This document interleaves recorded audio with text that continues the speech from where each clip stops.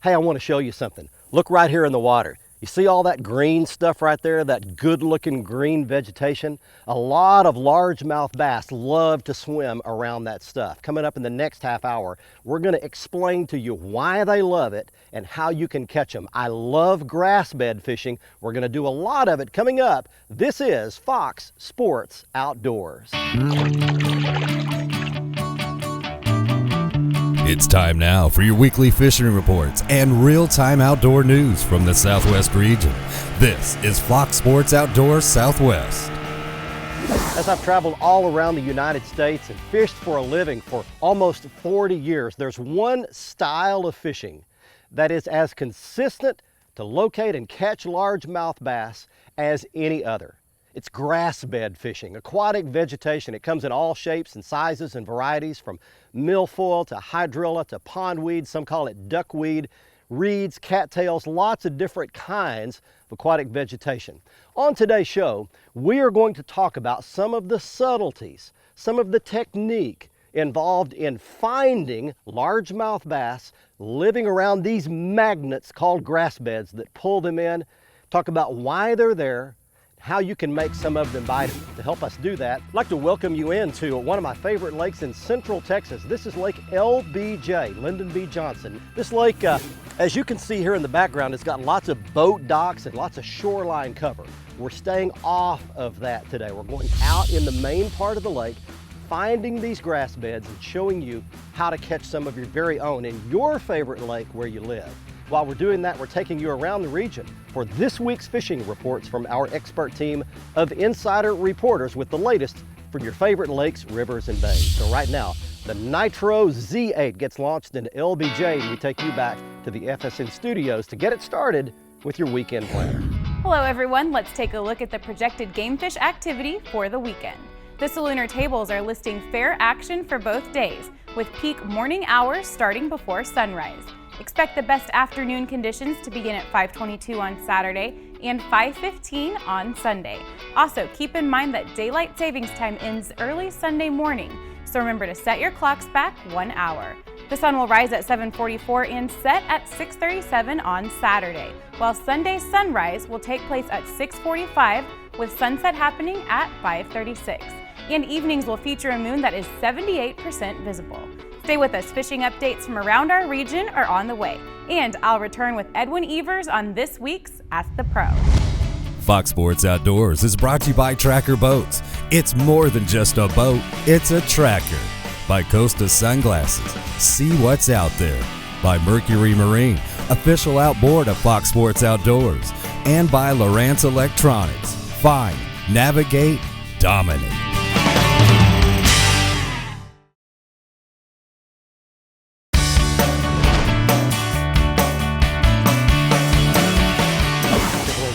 He's got it on the edge of this grass. Got him. Coming this way. Good fish. All right. Okay, we have got something started right here. Welcome back, everybody. We've got the Nitro Z8 launched, and right off the bat, we have the lens splattered. So watch what happens here. We're gonna show you this fish. We're gonna let it go back. And then through the magic of television, watch this. And just like that, hey, clean lens. Let's talk about grass. Now, right here behind me, as you can see, we've got a bunch of grass floating on top of the water. This is a big grass bed out in open water, out basically in the middle of the lake, and it's got deep water all the way around it. Hey, why are these fish attracted to grass so much, aquatic vegetation? 3 reasons that I can think of. Number 1, shade. Sun's up high. They love to get somewhere back in that shade, and the grass provides that. Secondly, cover. They love to be somewhere where they can ambush prey, and they like to get right up against the edges of that grass. And thirdly, oxygen. Bass are attracted to that vegetation because it's constantly putting off a supply of oxygen in the water. 3 good reasons why these bass are here. We're going to talk about how to catch them out of it. That one hit little plastic worm, Texas rig, right off the outside edge of the grass bed. Right now, though, let's get things all started with some fishing and lake reports from where you live. Hey friends, Cajun Phil here with your Fox Louisiana Fishing Report. Well, I'm sitting here under the carport right now, kind of waiting on the weather to straighten up.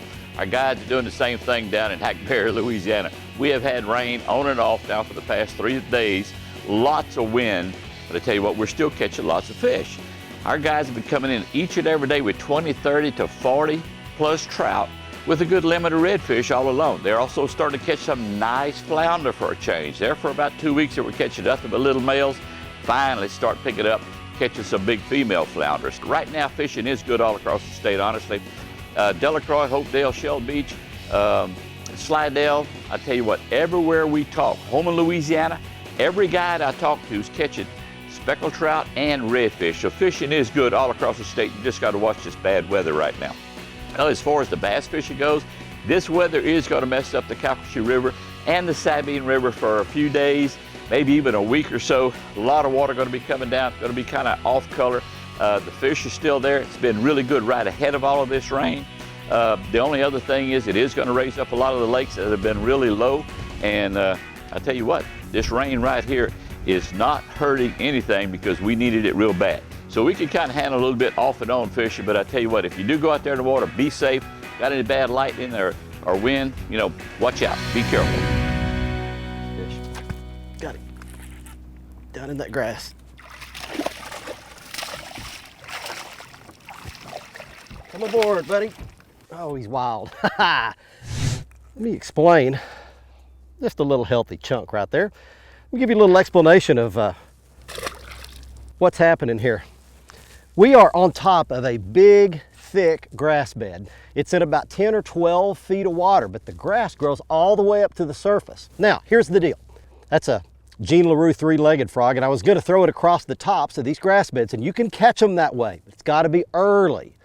Once the sun gets up bright and high overhead like it is right now, these fish will start burying up in that grass. So what I'm doing is I'm using a big, heavy-headed jig head. That's a big football jig, a jig head actually, and it's got a Jean LaRue biffle bug on the back of it. And I'm just going down through these grass beds, and I'm underhanded flipping and pitching to the little holes that I see in the bed. So you flip it out there in a little dark hole, you let it go to the bottom, give it a couple of little hops like that. If one doesn't bite it, quickly you reel it back in, get it through the grass. See, here's some of that hydrilla right there. Find you another little hole, you look around with your glasses, let it go to the bottom, a couple of good hops. Once there, he ought to bite it real quick.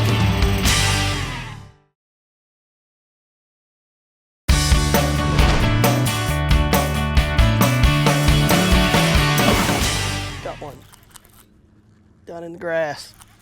Come out of that grass. Oh, he's buried up in it. There he comes.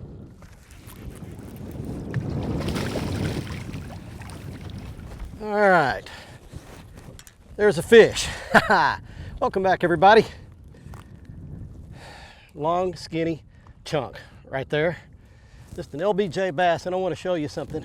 Let him go back in that grass. I want to pan the camera right down here, and I want to show you how thick this grass is right there. What I want to explain to you is this. When you go to a lake that's got a lot of grass in it like this one, how do you find the grass? Two main ways that I find them. First of all, I look on my topo map, on my chart, on my Lowrance unit there, and I look for high spots. Typically, this grass, this hydrilla particularly, and milfoil and other types of aquatic vegetation grow on tops of ridges, humps, points, anything that comes up shallow. So you're looking for water 8 to 12 feet deep typically is about the range you want to look in. Now, here's the other dead giveaway. Right behind us, there are a bunch of coots that are sitting on the water and diving down. These creatures feed on aquatic vegetation. Chances are there's going to be hydrilla, milfoil, coontail, some kind of aquatic vegetation right underneath them. They sit on top of it, dive down, and feed on it. Look for the coots. You're going to find the hydrilla, one of my best secrets. All right, time now for more fishing and lake reports for you. Hey, every seasoned bass angler knows this time of year is a great time to be throwing square bill crankbaits. You can really catch a lot of bass and some big bass doing that right now in Oklahoma. That's exactly what Charles Jewell did on a recent trip to Texoma. He caught several smallmouth, the biggest one about 6 pounds, all on a square bill, fishing near the dam, fishing on top of ledges, 3 to 4 foot of water that had 20-foot depths of water nearby. Then he did exactly the same thing by going to Arbuckle. Again, a number of big fish, including this beautiful double-digit bass, caught on a square bill, There he was concentrating again on ledges out main lake areas, about 3 to 4 foot of water, beautiful big old largemouth, all of those coming on square bill crankbaits right now. Andrew Upshaw, an expert with square bills, is here to tell you more about that particular technique. Here's a few quick tips on how to maximize your bites on a square bill crankbait.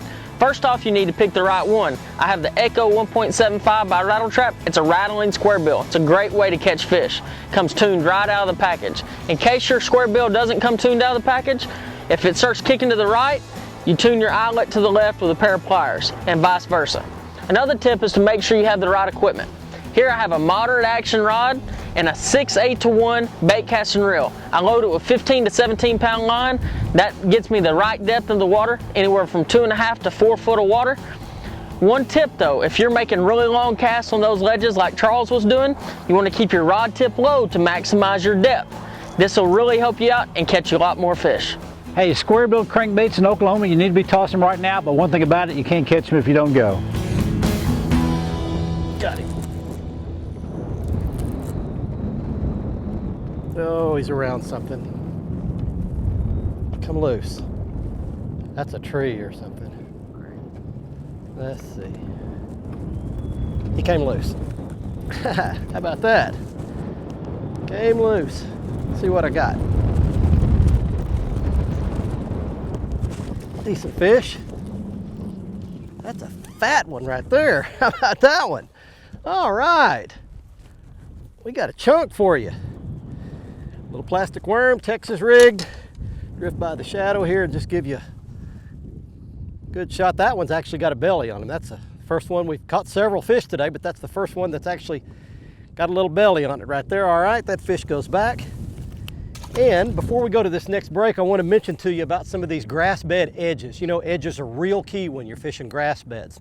So, two basic ways to fish them. First of all, you want to find those grass beds that slope off, taper off, get real scattered, and have little clumps of grass. I'll show you what some of that looks like on my Lowrance HDS Gen 3 unit right here. Then the other kind that you want to fish are the kinds that have a hard edge. So they'll grow out to a certain depth and then drop straight off, and there will be no grass past that. So you've got to be real careful, stay right on that edge, pitch over and over right along it. Two ways to catch them on grass bed edges. Stay with us, we'll be right back. Fox Sports Outdoors is brought to you by Academy Sports and Outdoors. Right stuff, low price, every day. By Lew's, setting a new standard of fishing performance. Feel the difference. By Gene LaRue and Bobby Garland Lures. With our baits, a good day of fishing is in the bag. And by Stren Fishing Lines, the standard of dependability.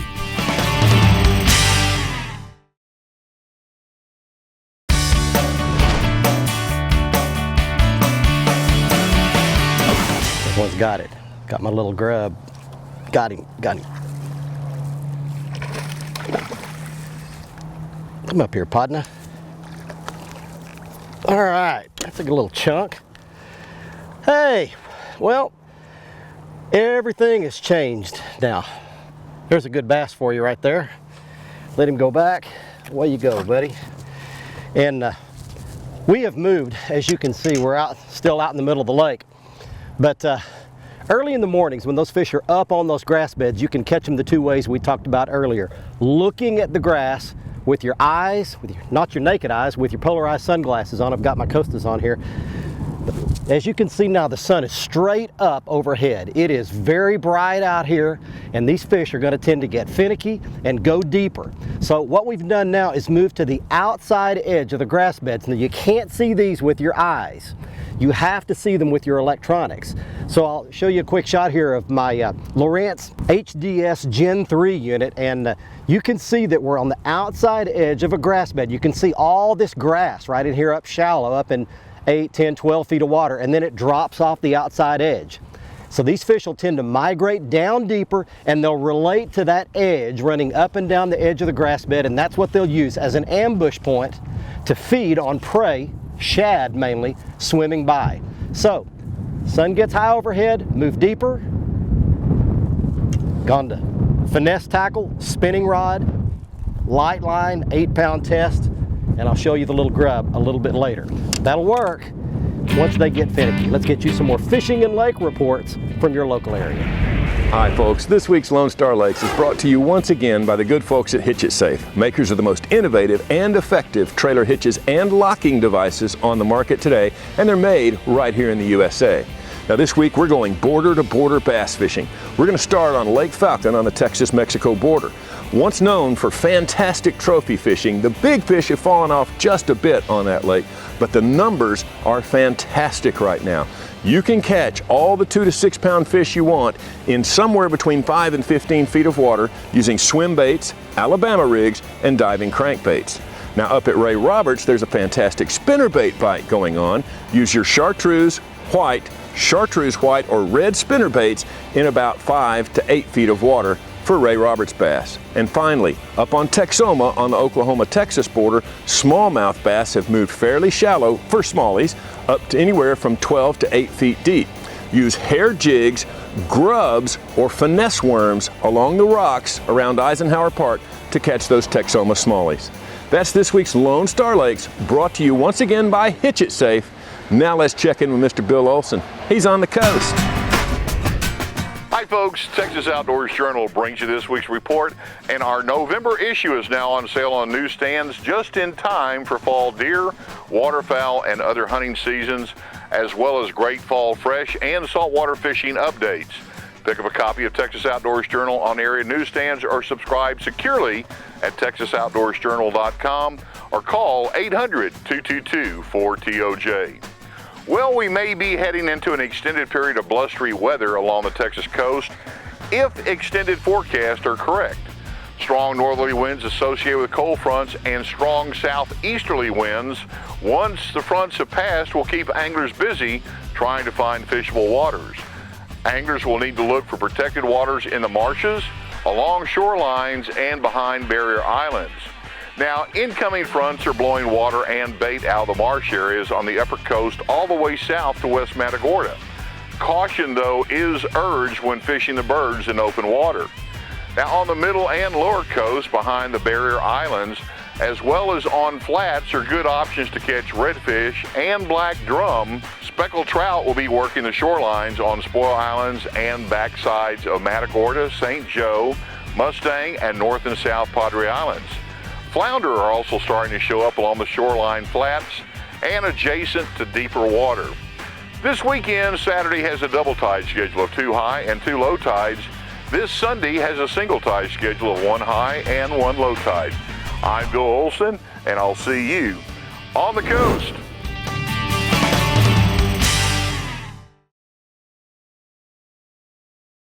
Fox Sports Outdoors is brought to you by Exide AGM Marine Batteries. Starts like new, stays like new longer.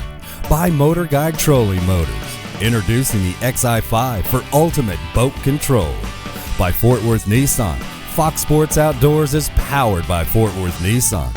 And by Nitro Performance Fishing Boats. Champions aren't born, they're made. Welcome back, everyone. Let's get right to your Ask the Pro question for this week. Joe wants to know, how can I teach my wife how to fish? For the answer, we checked with Bassmaster Elite Angler Edwin Evers. My tip to teach your wife or your girlfriend is important. Weather. You better pick the prettiest, best, non-windy day there is. It better not be practice for a tournament, that's like way off limits. And you better catch something, and you better catch something quickly. You better take them crappie fishing, sand bass fishing, bluegill fishing, take them when the bass are spawning and it's a pretty day. You know, make sure that you've got fish found. Make it fun for them. Take food, drinks, kids, let them go swimming off the back of the boat, whatever it may be, but the weather's a big key there, guys. Thank you, Edwin. If you'd like some help from one of the pros, simply go to foxsportsoutdoors.com and follow the Ask the Pro link to submit your question. Now it's time for someone to win a new pair of sunglasses on the Costa Catch of the Week. Hey, this week's winner in the Costa Catch of the Week contest is Guillermo Gonzalez from Fort Worth, Texas. Look at this. He is showing a giant 9-pound, 11-ounce largemouth bass he caught at Walter E. Long Lake, otherwise known as Decker Lake in central Texas. If you'd like to have a chance to be our next winner, all you have to do is go to the website at foxsportsoutdoors.com, click in the Costa Catch of the Week box, send us your photo, and you could be our next winner. And you can see all of the Costa products at their website by going back to the front page and clicking on the Costa logo. So there you'll see all of their frame styles, fantastic lenses, including the pair of sunglasses I was wearing on this week's episode. These frames are called Switchfoot. Next up on the Academy Right Stuff feature, it's the right gear to catch largemouth bass in grass beds where you live. Beginning on the top left, it's a Jean LaRue three-legged frog. It's a topwater bait to swim across the tops of those grass beds early and late. Top middle is a spinnerbait. You roll that just under the surface over the tops of the beds. Top right is a lipless rattling crankbait that'll run 3 or 4 feet deep along the outside edges of the grass. Lower left is a Jean LaRue tattletale worm. That is to fish on the outside edges, Texas rig. And then lower right is a big 1-ounce rubber-legged football jig with a Jean LaRue biffle bug on the back of that, and that is to punch through the grass like you saw us doing earlier today. Just the other day, I was driving in traffic when a pickup truck blew by me on the right-hand side in his lane, doing about 85 or 90 miles an hour. DPS officer happened to be on the spot, pulled him over, and basically ruined the rest of his day. Certainly made him a little bit lighter in the wallet and made him later than he already was. It made me stop and ask the question, why is everyone in such a hurry? It seems like no matter where I go, in the store, in traffic, in line, everyone seems to be impatient and in a big hurry.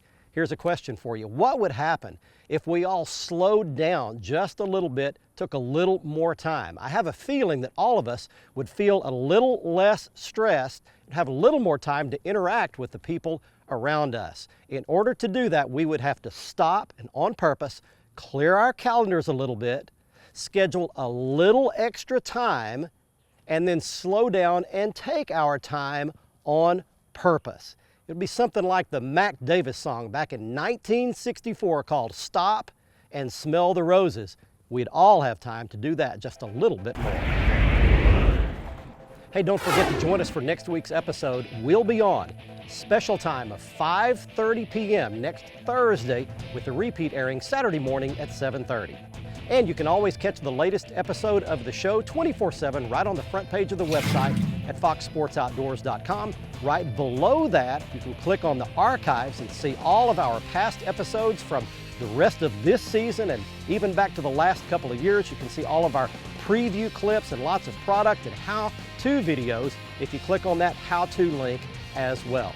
And don't forget to follow us on Twitter. Our Twitter address on your screen there, it's basically Fox_Outdoors. And like us on our Facebook page for lots of fishing news, videos, photos, and information that we don't have time for here on the television show. From Lake LBJ in Central Texas near Austin, until next week, I'm Barry Stokes saying be safe, have fun. Bye-bye, y'all.